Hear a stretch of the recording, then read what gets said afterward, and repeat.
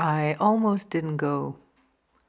We had been snowed in for days, and my husband was out clearing the road with the tractor just so that I might be able to leave. So it's an absolutely gorgeous morning with beautiful sunrise.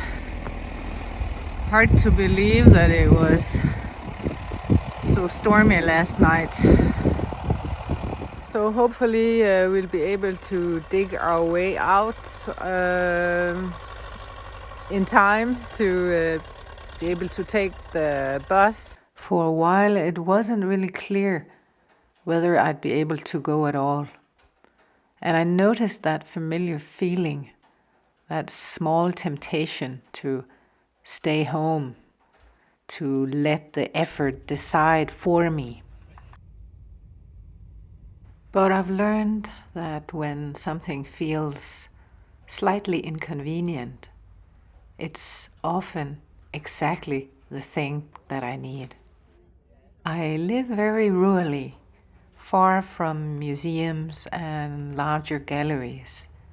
So once a year I make the effort to go to a contemporary art fair like this one. It's a full day, hours on a bus, meals together, long conversations, and then hours of looking. I don't go to keep up with trends. I go to see my own work mentally next to other serious work. To see what's happening and maybe more importantly, to notice what stays with me. As always, there were clear patterns. Certain styles appeared again and again. Hyperrealistic cityscapes, large-scale portraits, minimalist work, sculpture and ceramics. Some of it was incredibly skillful, and some of it felt familiar. But what I'm always drawn to are the artists who clearly know their craft, who have been refining their voice for a long time. You can feel it immediately. Nothing is rushed. Nothing is trying to impress. One series stopped me completely. I still don't really know how it was made. They looked like paintings on mirrors, fogged as if from a hot shower, with simple, almost childlike drawings traced onto the surface. There were droplets, marks running down, and traces of movement. My friend and I stood there for a long time, not to figure it out, but to stay with the curiosity. I liked that it was slightly naive, slightly humorous, and completely unbothered by explanation. It reminded me that not knowing can be part of the experience. I was also drawn to the landscapes. Many of them were empty of people, places shaped by human presence, but not occupied by them. Trees, houses at a distance, land that felt observed rather than described. I recognized something there, not in a copying way, but in a quiet, confirming way. Seeing how other artists respond to their outer landscapes and their inner ones always teaches me something. Not everything resonated, and that's important too.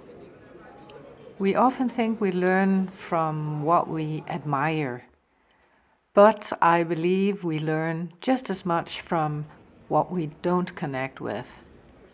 Every clear yes is shaped by a series of equally clear no's.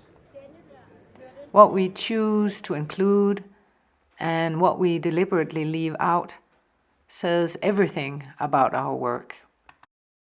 The saddest thing a piece of work can be is bland.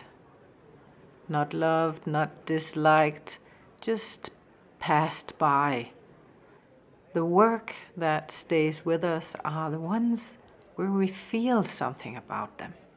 Even if that feeling is resistance. I saw artists there who were brave enough to simplify, to narrow down, to repeat themselves with intention. And their work was focused, unmistakable.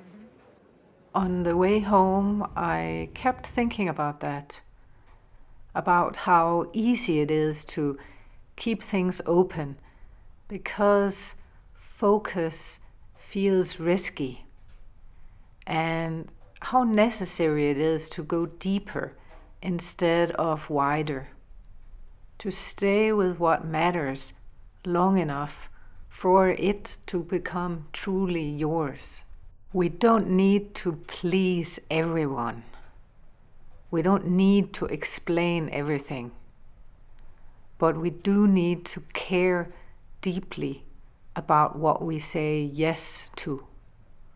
And be just as deliberate about what we leave behind. That's often where the work truly begins.